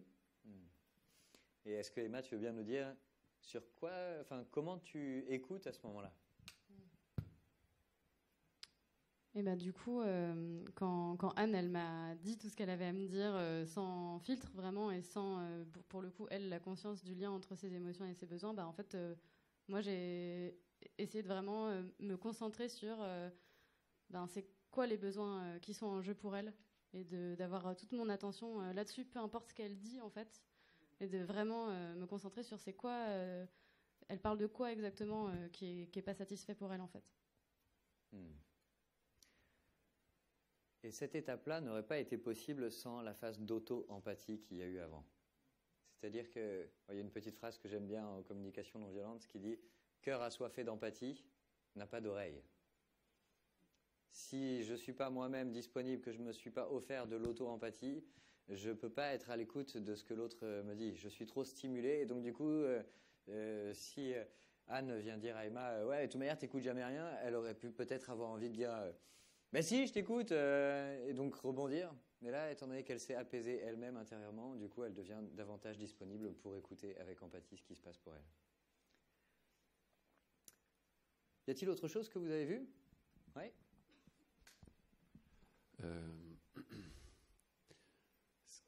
En fait, à la fin, disons qu'il y a eu plusieurs étapes. Il y a eu l'auto-empathie, après l'écoute et en formulation, etc. Et ce qui est magique dans la communication bienveillante, c'est que du coup, ça permet aussi, après, elle a amené la chose pour améliorer encore la relation, tous les deux. Elle a proposé d'aller faire une balade et de continuer à en discuter. Et que voilà, c'est ce que je voulais dire. Super. Merci. Effectivement, à la fin, il y a une proposition. Assez naturellement, quand on entend les besoins de l'un, les besoins de l'autre, il y a quelque chose qui fait qu'on a envie de trouver une solution qui va permettre de nourrir le nous. Quelque chose qui va permettre de nourrir les besoins du nous. Si on résume ça par un petit schéma, je vais refaire le schéma. Si on résume ça par un petit schéma, on en revient dans la relation, effectivement, qu'on avait de présente ici, il y a deux personnes. Dans un premier temps, Emma, elle s'est écoutée elle. C'est ce qu'on écoute, c'est ce qu'on appelle l'auto-empathie. Ensuite, elle a été écoutée de l'autre côté. C'est ce qu'on appelle l'empathie. Et puis, entre les deux, elle l'a écoutée, elle a reformulé, et puis elle s'est exprimée. Voilà moi ce que ça m'a fait. Et il y a eu ce mouvement-là qui s'est fait. Je t'écoute un peu, et puis je t'en parle, et puis en même temps, je te dis ce que ça me fait. Et toi, ce qui s'est vécu pour toi, c'est ça. Et petit à petit, on arrive à comprendre les besoins qui se jouent pour l'une, les besoins qui se jouent pour l'autre. Et c'est ça qui fait que, au bout d'un moment, on en arrive à trouver des solutions qui vont nous permettre de nourrir le nous. Et c'est ça qui est très important en communication bienveillante. Comment je fais pour m'écouter moi, sans m'oublier, sans démissionner de moi-même? Écouter l'autre. C'est une personne, elle est unique, elle est importante, et j'ai envie de respecter ça. Comment je fais pour t'écouter toi sans démissionner de moi? Et comment on fait pour nourrir le nous? Et c'est cet équilibre qu'on cherche en permanence. Ça demande de se comprendre, ça demande de l'exprimer, ça demande d'écouter l'autre, et puis de trouver des choses ensemble. Je suis vraiment ravi que tout ça ait émergé du public. Bravo. Merci à vous. Ok. Ça, ce sont les choses assez évidentes qu'on a fait sortir de cette situation. Et en même temps, il y a quelques points un peu plus subtils. Est-ce que tu as envie de nous en parler, Emma? Ouais. Ce qui rejoint aussi le côté solution, c'est que du coup, il y avait vraiment cette intention que les deux soient bien, quoi. L'intention, c'est vraiment qu'il y ait du bien-être pour l'une et pour l'autre, et trouver une solution qui satisfasse tout le monde. Je dirais ça. Il il y avait autre chose qui était que dans la situation, il n'y avait qu'une seule personne qui était formée à la communication bienveillante. Souvent, on entend des personnes dire « Ouais, mais il faudrait que tout le monde soit dans le monde des bisounours pour que ça marche. » Eh bien, ce qu'on a voulu mettre en évidence ici, c'est que le simple fait que Emma prenne un temps pour elle et qu'elle soit, elle, formée à la communication bienveillante, ça a permis justement d'apaiser toute la relation. Donc, pas forcément besoin que tout le monde pratique pour qu'il y ait quelque chose qui se passe, quoi. C'est ça. Et je voudrais rajouter, je crois qu'on ne l'a pas dit, que la communication bienveillante, ça ne veut pas dire pas de conflit. En fait, là, vous avez remarqué que dans la scène, le conflit a eu lieu. C'est simplement qu'elle est revenue me parler après. Et en fait, ça marche quand même, même quand c'est après. Et comme vous l'aviez dit, jeune homme, c'est le fait de revenir en fait plus apaisé qui fait que ça permet de débloquer aussi le conflit. Voilà. Merci. Et il y a un truc qu'on dit beaucoup aussi en communication bienveillante, c'est que chacun, à chaque instant, tout ce qu'on cherche à faire, c'est à satisfaire nos besoins. Et si jamais ça paraît pas évident encore pour tout le monde, je vous propose de finir par une nouvelle petite expérience avec vous. Cas pratique. Cas pratique. Interactif maintenant. Je crois que j'ai besoin d'un souffleur.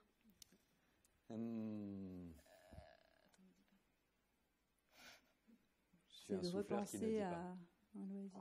Ah oui, merci. On vous propose un petit cas pratique que Emma va vous lancer. Que ça y est, je viens de me souvenir grâce à pas du tout personne à ma gauche, droite. Et ben du coup, je vous propose de repenser à quelque chose que vous aimez bien faire, plutôt quelque chose d'assez original, de peu commun, mais quelque chose que vous aimez bien faire, soit régulièrement, soit que vous avez eu l'occasion de faire une fois dans votre vie et que vous avez bien aimé. Je vous propose de prendre quelques secondes pour vous replonger dans cette activité ou expérience.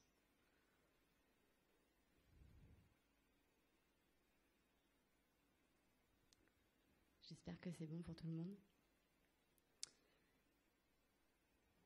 Et je vous propose de regarder le petit tableau qui est affiché et d'essayer de trouver au moins un besoin. Alors ça peut être sur ce tableau, mais ça peut aussi être quelque chose qui vous vient assez spontanément. Qu'est-ce que ça permet de satisfaire comme besoin pour vous, cette activité ou expérience peu commune que vous avez vécue ? Et d'essayer d'en trouver au moins un besoin que ça permet de satisfaire. Et de prendre quelques secondes pour ça. Est-ce qu'un exemple pourrait... Ah oui, un exemple. Exemple, quelque chose que moi j'aime bien faire, c'est de la capoeira. Et un besoin que ça vient nourrir pour moi, ce serait un besoin de me défouler, par exemple. Pour toi ? Pour moi ? Ouais. Moi j'adore la corde à sauter. Et quel besoin ça vient nourrir pour toi ? De fun et de défoulement. Un besoin de se défouler, un besoin de fun. Ok. Anne ? Moi aussi, j'ai le droit de dire. Moi, ce que j'adore, c'est l'escalade en falaise, ou j'aurais pu dire l'astrologie aussi pour faire un loisir qui n'est pas un sport. Je suis passionnée d'astrologie et le besoin que ça vient nourrir pour moi, finalement, celui qui me vient le premier en tête, c'est le besoin de connexion avec mon intuition aussi. Le besoin de connexion à moi et à mon intuition et à la personne pour qui je lis le thème. Voilà. Merci. Et du coup, est-ce que parmi vous, il y aurait un ou une courageuse qui serait d'accord pour nous partager dans un premier temps l'activité ou l'expérience qu'il ou elle a choisie ? Ouais.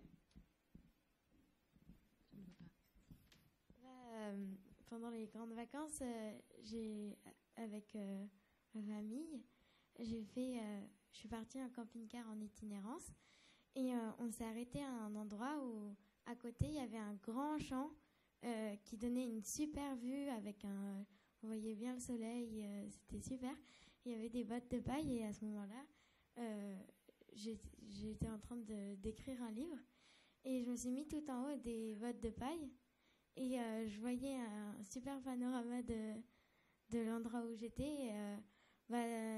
Du coup, j'ai écrit et ça m'a laissé libre cours à l'imagination et c'était super. Ok, donc toi, c'est écrire en haut d'une botte de paille. Est-ce que ce serait ça l'activité un peu hors du commun que tu as choisie ? Est-ce que c'est ça ? Oui. Ok, super, merci. Je reviens à toi dans 10 secondes. Je voudrais que, du coup, savoir qui parmi vous a déjà ou aime aussi, enfin aime plutôt écrire en haut d'une botte de paille. C'est vrai que c'est assez original. Et est-ce que tu serais d'accord du coup pour me dire quel besoin ça satisfait pour toi? J'ai entendu imagination, est-ce qu'il y a autre chose?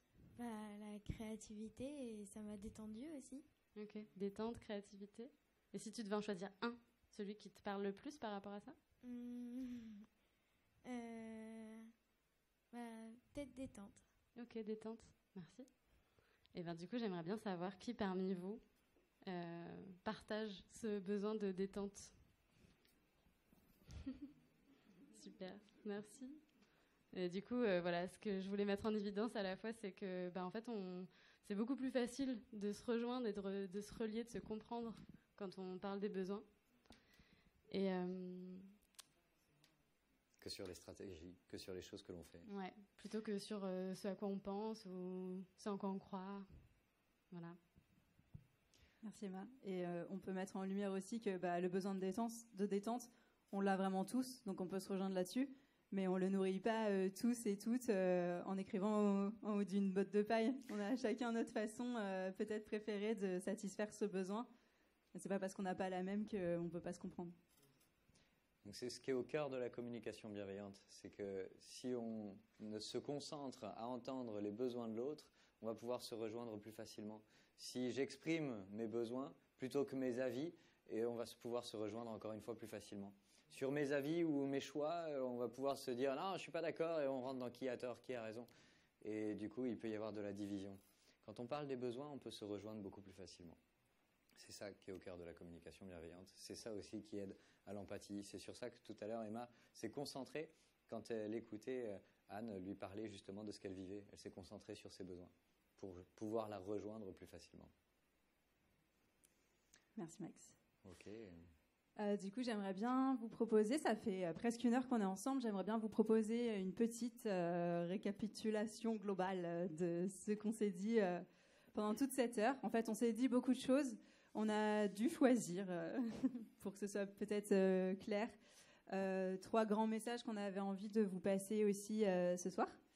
Donc, ce qu'on a vu au départ, c'est que donc, dans une relation, on cherche à vivre du bien-être, que le bien-être, finalement, c'est une somme d'émotions plutôt agréables, et que pour avoir des émotions agréables, il faut satisfaire ses besoins. Donc, le premier petit item, vous voyez, avec émotion, donc c'est satisfaire ses besoins. Et en plus, ce qu'on a appris, c'est que quand on a des émotions désagréables, ça nous renseigne qu'on a des besoins qui ne sont pas satisfaits. Et quand on a des émotions agréables, ça nous renseigne qu'on a des besoins satisfaits. C'est quand même super bien fait. Voilà. Du coup, le fait de porter l'attention sur ses émotions et ses besoins, ça s'appelle l'empathie pour nous. Ça peut se vivre avec soi-même, avec l'autre, et peut-être même avec la vie, enfin, je sais pas. Mais en tout cas, c'est porter attention à ses sentiments, ses besoins, communication empathique, c'est pour ça que ça a ce nom-là aussi. Et le dernier, c'est que tout ce qu'on cherche à faire à chaque instant, à travers tout ce qu'on dit, ce qu'on pense et ce qu'on fait, c'est satisfaire nos besoins. Et donc finalement, c'est les nourrir. Et donc finalement, voilà, au centre, le petit arrosoir pour nourrir nos besoins qui sont au cœur un peu de tout. Voilà un peu ce qu'on voulait vous transmettre ce soir.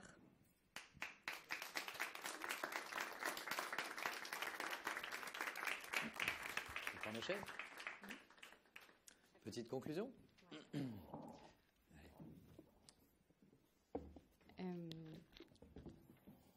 Alors, on a volontairement laissé un point d'interrogation sur cette slide. Non, ce n'est pas une faute de frappe.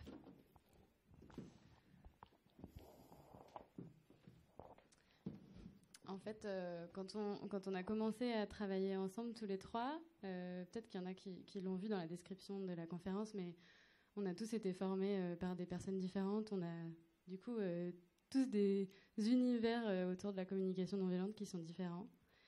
Et on a eu envie quand même, on a eu justement envie de travailler ensemble pour mélanger ces approches et vraiment essayer d'en ressortir le jus du jus, un peu comme un petit shooter qui nous donne à la fois de l'énergie à nous quand on travaille ensemble et en même temps qui est vraiment l'essence de ce qui nous semble le plus important à transmettre en 1 heure. C'est hyper frustrant de ne pas pouvoir transmettre toute l'ampleur de ce que c'est.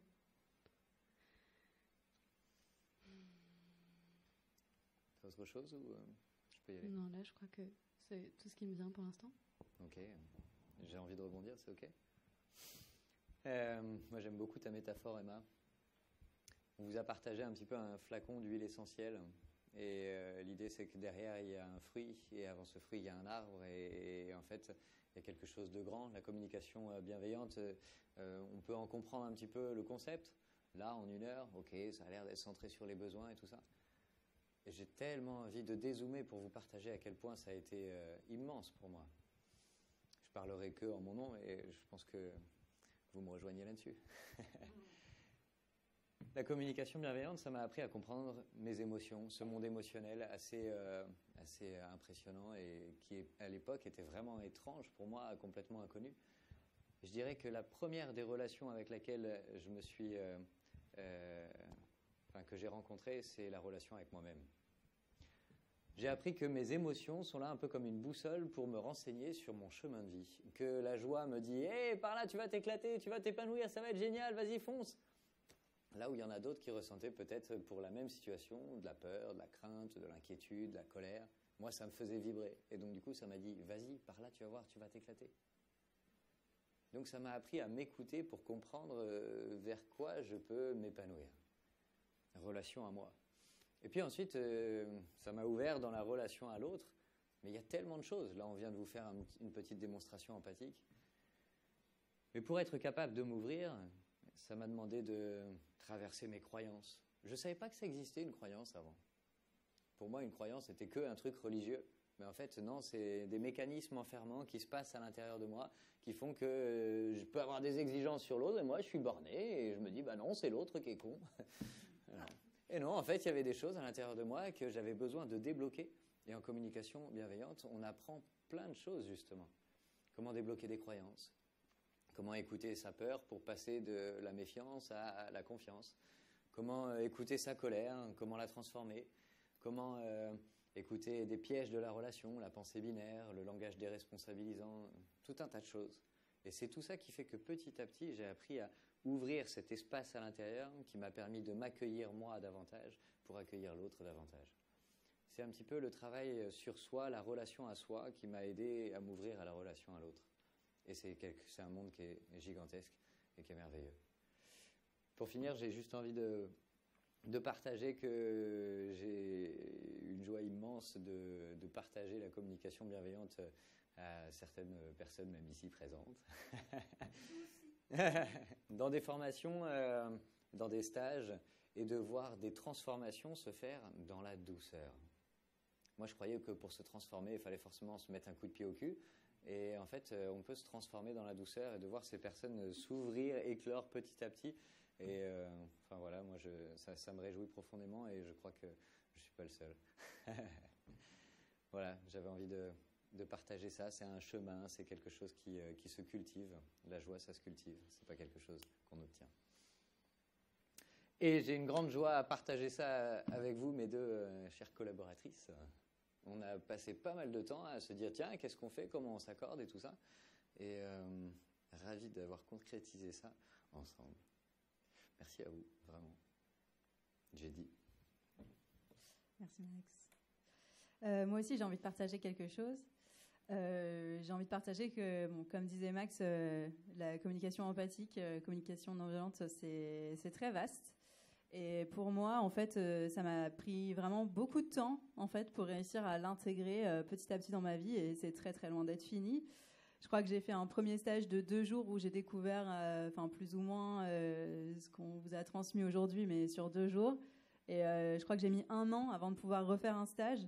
Le temps que je digère, en fait, ce que j'avais appris.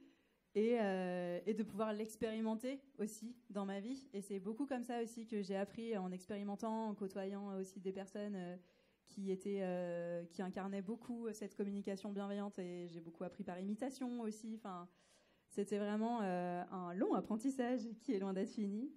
Et c'est ce qui motive aussi aujourd'hui mon envie de partager, et c'est ce qui nous motive aussi à vous proposer sur Tours plein d'espaces en fait, d'apprentissage autour de ce sujet-là. Donc on propose des stages comme Max l'a dit. On propose aussi des petits ateliers un peu plus courts sur quelques heures.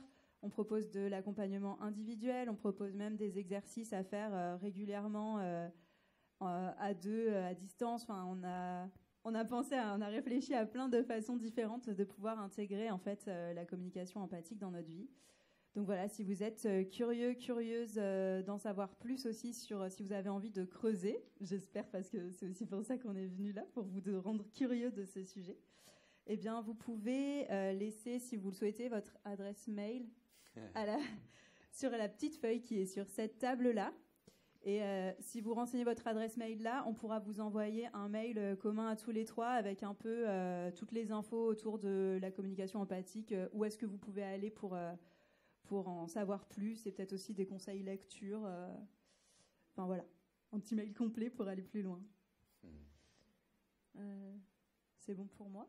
C'est bon pour moi. Est-ce qu'on est chaud pour les questions-réponses ? J'ai envie de rajouter quelque chose. Il y a un truc qui me venait aussi en t'écoutant, Max, parler un peu de travail, on va dire. Et ça me faisait penser que vraiment, je suis hyper ravie d'avoir pu collaborer avec vous. Parce que je crois que, de mes expériences, j'avais un peu engrammé que en fait, la collaboration boulot, c'est jamais dans la joie vraiment. Et en fait, si, c'est possible, et je suis hyper contente d'avoir pu le vivre, et d'avoir pu le vivre avec vous, c'était vraiment super chouette. Donc merci beaucoup. Merci. Merci. J'ai dit. Super. C'est bon pour vous ? C'est bon pour moi. On est chaud et chaude pour les questions-réponses ? C'est parti. Okay. Bon, maintenant, c'est votre tour. Hein. Est-ce que vous avez des questions à nous soumettre ? On est toutes oui. Oui. Encore les ateliers pour les enfants. Ah, les ateliers pour les enfants. Merci Céline. Je sais pas. On prend en compte la demande. Jamais. Jamais, les enfants, ils ont tout compris depuis le début. Ouais, merci pour la question. Je sais pas si vous voulez partager votre expérience que vous avez faite à l'école, même si c'est pas directement le lien. C'est un peu directement le lien quand même, si, ouais, carrément. On a eu l'opportunité, tous les deux avec Maxime, d'être invités par une école justement pour pouvoir proposer des ateliers dans l'école auprès de toutes les classes à partir du CE1. Donc ça faisait 4 classes et on a eu 4 séances avec eux. Et c'était très chouette de pouvoir partager ça avec les enfants. Et effectivement, ils sont hyper réceptifs, et on aimerait beaucoup pouvoir renouveler, enfin en tout cas je parle pour moi, mais j'aimerais beaucoup renouveler l'expérience. Voilà. Plus la difficulté, je dirais, c'est de réussir à convaincre les écoles, on va dire, peut-être. Pour lever des fonds, en fait. Et je crois que la question est... si la question n'est pas forcément que tournée vers l'école, mais que ça peut être pour des parents qui souhaiteraient offrir ça ou proposer ça à leurs enfants, effectivement, j'aurais juste envie de dire, j'ai l'impression d'entendre la demande et qu'il y aurait à mettre en place quelque chose pour faire des ateliers pour les enfants. C'est entendu. C'est en cours. D'accord. Merci. Merci pour ce concentré, ce distillat et ces petites graines. Dans le feu de l'action, quand la colère est là, et quand on est dans le conflit, moi j'ai l'impression qu'il y a un obstacle très fort qui est l'ego. Comment est-ce que au départ, quand vous n'êtes pas encore dans la routine, j'ai envie de dire, d'une communication bienveillante, vous arrivez à casser ça ou à passer cet obstacle fort quand même? Est-ce que je peux répondre? Est-ce que quelque part, ce que tu veux dire, c'est que quand tu es en... Enfin, pardon, je me permets de tutoyer. Ok, super, oui. On a passé 1 heure ensemble, ça y est, on est potes. Est-ce que du coup, ce que tu veux dire, c'est que quand tu es dans une situation de conflit, en fait, il y a une part de toi qui est tellement activée que c'est pas possible de redescendre? Est-ce que c'est...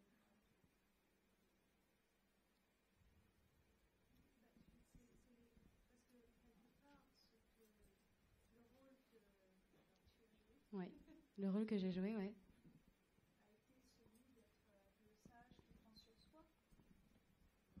Tu étais un peu la sage qui prend sur soi et qui met de côté ton ego, justement. Et ça, je pense que c'est difficile à faire au départ. Comment est-ce que tu en es arrivé là? Comment est-ce que vous en êtes arrivé là? Enfin, je ne sais pas si pour vous ça a été facile. Parce que, ouais. En tout cas, de mon expérience, pour en arriver à... Enfin, je ne sais pas si c'est ça dont tu parles, et n'hésite pas à reposer la question si jamais ça ne répond pas, mais en fait, pour en arriver à être capable de m'écouter moi-même, parfois, au début et encore aujourd'hui, en fait, ça m'arrive d'avoir besoin de quelqu'un d'autre.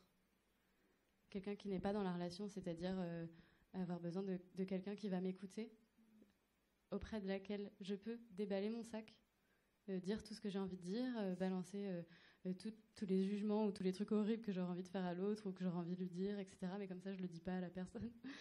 Et c'est cette personne-là qui me permet, en fait, à travers la relation, de pouvoir reprendre de l'énergie et d'avoir de nouveau l'élan d'aller vers l'autre. En tout cas, ce que j'entends, c'est...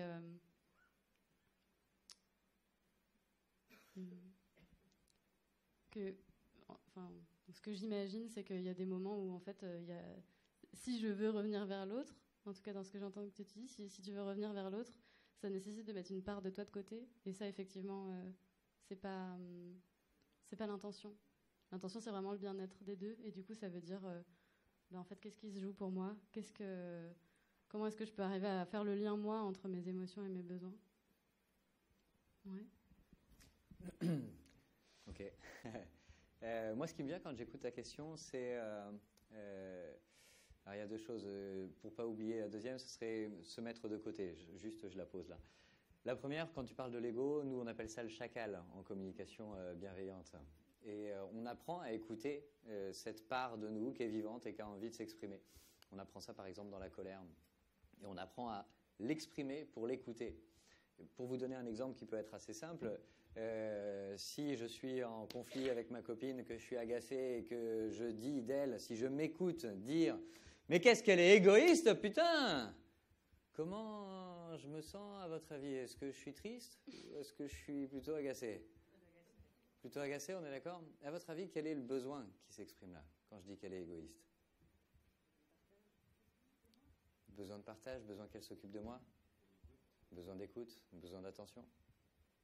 Et en fait, c'est ça qui va être qu'on travaille, c'est-à-dire que j'apprends à exprimer ça pour écouter ce qu'il y a à l'intérieur de ma colère, pour ensuite revenir vers elle en lui disant « Tu sais, je m'aperçois que en fait, j'aimerais vraiment qu'on s'écoute, j'aimerais avoir de la considération et revenir de cette façon-là. » Donc, ce qui me vient, moi, quand j'entends cette question, c'est j'ai eu la sensation d'apprendre à transformer les choses, les écouter pleinement, leur donner de l'espace, les vivre, pour ensuite les transformer et revenir dans la relation en étant plus apaisé, quoi. Et avec l'idée de se mettre de côté, justement, c'est ce qu'on cherche à ne surtout pas vivre, ne surtout pas se mettre de côté, et ça me donne envie de rebondir là-dessus. Quand on entend communication bienveillante, bien souvent, on entend « le monde des bisounours, tout le monde est gentil, tout le monde il est content ». Et du coup, quand j'entends le besoin de quelqu'un, « oh, t'aurais besoin qu'on passe t'aurais besoin de repos ?» Bah du coup, moi, j'arrête de faire tout ce que je suis en train de faire, et puis on fait du temps pour toi, super. C'est parfait. Voilà, et là, je fais une personne... enfin voilà, je suis un peu en mode sauveur avec elle. Non, en communication bienveillante, c'est ok, toi t'aimerais avoir du temps pour toi, moi j'aimerais bien aussi que mes copains ils viennent à la maison. Comment on fait? Voilà ton besoin, voilà mon besoin. Comment on fait ensemble? Et donc je ne démissionne pas de mes besoins. Par contre, je viens pas avec t'es nul, t'es égoïste et du coup on se prend le chignon, quoi. C'est je viens avec mes besoins. Et pour ça, je me suis écouté avant. Je passe parfois beaucoup de temps dans mon jardin à balancer mon ego ou mon chacal à mes plantes pour transformer les choses. Mes voisins me voient faire des allers-retours et ensuite je retourne voir ma copine et ça se passe mieux. C'est un peu étrange. J'ai mis des haies pour pas qu'on me voie. Voilà ce que j'avais envie de partager. Super, merci. Et donc moi, je vais pas être trop longue, mais juste pour dire, ça fait des années déjà que je m'entraîne à la communication bienveillante. Et franchement, quand je suis en colère sur le moment, j'arrive pas à ne pas balancer mon chacal à l'autre, à ne pas me défendre en fait. Souvent, j'ai des réflexes comme ça où il me dit « Ah, tu fais ça ?» Bah oui, mais j'ai envie de me justifier. Et je le fais en fait sur le moment, j'arrive pas à désarmer ça. Par contre, ce qui me sauve, c'est qu'après, je réfléchis, comme a dit Max, et après, je reviens. Mais dans mon cheminement personnel, j'ai pas encore réussi à m'arrêter avant, ou quand je suis pas habitée par des émotions de colère ou d'agacement qui sont trop fortes, quoi. Quand ça a un petit niveau, des fois, j'arrive à me rattraper avant que ça sorte, ou j'arrive à me dire, je suis en train de faire ça, ok, je vais m'arrêter là. Mais quand c'est très fort, j'ai du mal. Mais... Ouais, alors après, où est-ce que ça sort ? Est-ce que ça sort dans la tête de l'autre, ou est-ce que ça sort je vais appeler ma sœur et je vais tout lui dire. Ou tout seul dans son jardin entre ses... Tout seul dans son jardin. Pour répondre à ça, ce qui me vient, c'est quel est le temps, enfin la spontanéité et l'investissement de temps. Je m'explique. Si je sens que ça a besoin de sortir et que je lui balance en pleine poire, bien souvent, ça crée un conflit dans la relation qui va mettre des semaines, voire des mois, voire parfois des années à se résoudre, et où souvent il va y avoir de l'amertume qui va rester, et ça prend du temps, quoi. Quand je me rappelle un jour, ma copine me dit « Là, je suis en colère, j'ai besoin de calme ». Vous voyez, elle est très stimulée, mais elle me dit pas « Là, tu vas te taire » ou c'est pas du « tu qui tue » qu'elle me balance. C'est « Je suis en colère, j'ai besoin de calme ».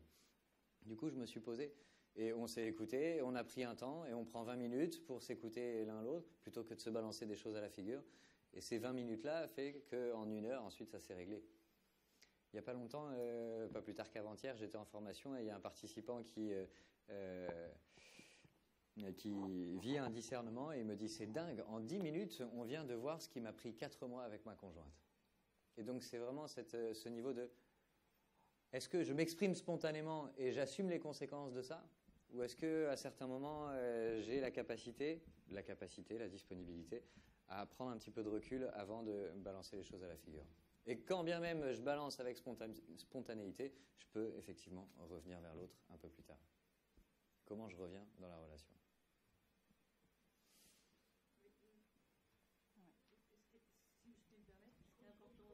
Micro. Le micro arrive juste derrière. Ce qui est important aussi de souligner, c'est que c'est pas l'autre qui est la cause de notre sentiment ou de notre émotion. Et aussi que quand on est en colère et qu'on n'arrive pas à calmer sa colère, c'est hyper important d'aller chercher de l'empathie. Parce que comme tu nous apprends très justement, Anne et Maxime, c'est que quand il y a 2 personnes en difficulté, c'est que ces 2 personnes ont besoin d'empathie. Et ça, je trouve que c'est vraiment important de le souligner ce soir. Ouais, merci Patricia. Et moi, ce que j'aimerais ajouter aussi, c'est que comme on a vu, avoir des émotions désagréables, ça nous renseigne sur nos besoins insatisfaits. Donc pour moi, quelque part, le conflit, il peut être utile. En fait, c'est ça qui est trop bien avec la communication bienveillante, c'est qu'en fait, le conflit devient utile dans la relation. Parce que s'il y a un conflit, ça veut dire qu'il y a des besoins qui sont insatisfaits des 2 côtés. Et s'il n'y a pas un moment donné où ça sort, où ça s'exprime, même si c'est maladroit, on sera jamais, on saura pas c'est quoi le problème, quoi. En fait, une fois que c'est sorti, quand je lui ai dit, par exemple, dans la scène, voilà, tu t'occupes pas de moi, tu m'écoutes jamais et tout, au moins, c'était dit très maladroitement, mais au moins, c'était clair pour elle. Voilà, j'avais besoin peut-être d'attention, j'avais besoin de partage. Et si je l'avais pas dit, elle l'aurait jamais su.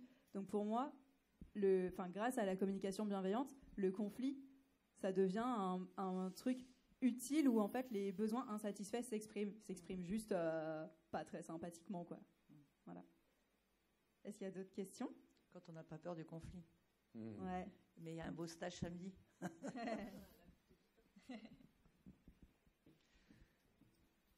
Merci. Quelles sont vos questions ? Tadam. Ils veulent peut-être l'apéro qui est après.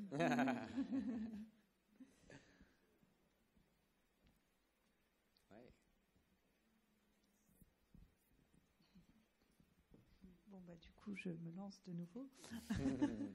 Merci. Vous mentionnez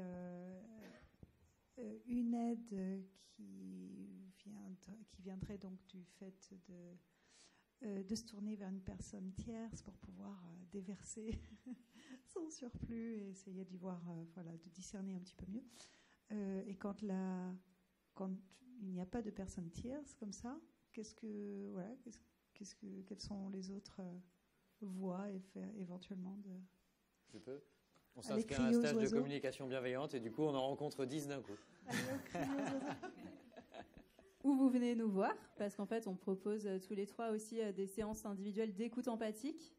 Et c'est exactement ce qu'on propose. Des fois c'est pas facile de trouver dans son entourage une personne qui est capable de nous écouter sans jugement et de nous aider à nous guider sur le chemin de nos émotions, de nos besoins. Ou il y en a, mais en fait on n'a pas envie non plus de les surcharger avec ça. Enfin voilà, ça dépend des périodes. Et du coup, il y a des personnes aussi comme nous que vous pouvez appeler pour ça. Et en fait, on sera là pour vous écouter avec cette oreille qui ne va pas vous juger, qui va vous aider à comprendre qu'est-ce qui se passe derrière toutes ces émotions et derrière toutes ces choses que vous vous dites sur cette personne ou sur cette situation. Alors après ce que tu viens de dire, si tu donnes ton numéro de téléphone, je pense que tu Donc dors pas. appelez-moi au 06.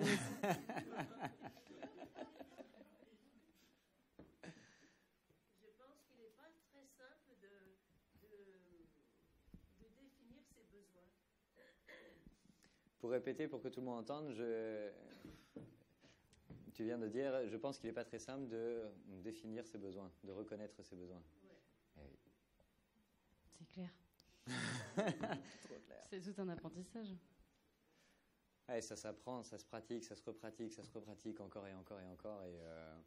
Et je dirais, après 4 années de communication bienveillante très régulière, il y a bien souvent des moments où je me dis c'est quoi mon besoin qui est au fond, et ça demande justement de l'empathie, de l'auto-empathie. Des fois ça me suffit pas et c'est de l'empathie qui va me permettre d'aller explorer plus loin. Et bien souvent je vois un besoin, je me dis tiens, celui-ci je le connaissais pas. Ça demande du temps. Et il y a des petits gestes on me fait signe derrière. Qu'il faut s'arrêter, ouais. Moi aussi on m'a dit ça dans l'oreillette. Ok. Ouais. Et écoutez, il y avait une dernière question. On a le temps ou pas, Lucie? Tu lui donnes le micro, t'es d'accord? C'est juste une petite remarque. Justement, j'étais moi curieux de découvrir votre conférence parce qu'il y avait un côté théâtral. Et j'ai trouvé ça super parce que moi, personnellement, j'ai vraiment ressenti, quand vous avez joué, les émotions. Donc, chapeau, super. Et je trouve que ça apporte vraiment c'est pédagogique en même temps pour quand on découvre la communication bienveillante. Donc bravo. Merci. Merci à vous.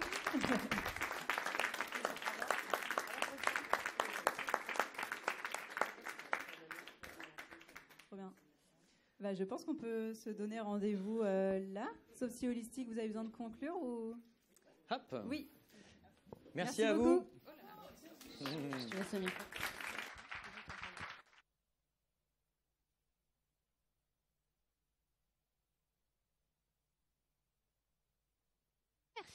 Et a surtout très envie de vous remercier. Merci de votre sincérité, exactement ce qu'a dit ce monsieur pour conclure.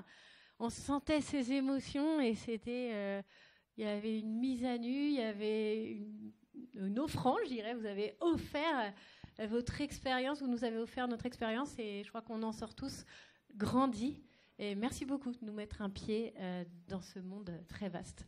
Bonne soirée. On vous retrouve au bar et le mois prochain, on vous retrouvera avec la zoothérapie. Et j'en profite parce que l'intervenante est juste là. Il s'agit de Laure Delpech qui viendra accompagnée de ses compagnons à poil, visiblement, et pas à plumes. Voilà. Et je ne me souviens plus exactement de la date, mais c'est sur les flyers. Je vous rappelle ça tout à l'heure. On vous accueille au bar. Bonne soirée à tous. Merci. J'ai une petite requête, si quelqu'un retrouve ma coque de téléphone que j'ai balancée. Ah, trop bien, merci beaucoup, super.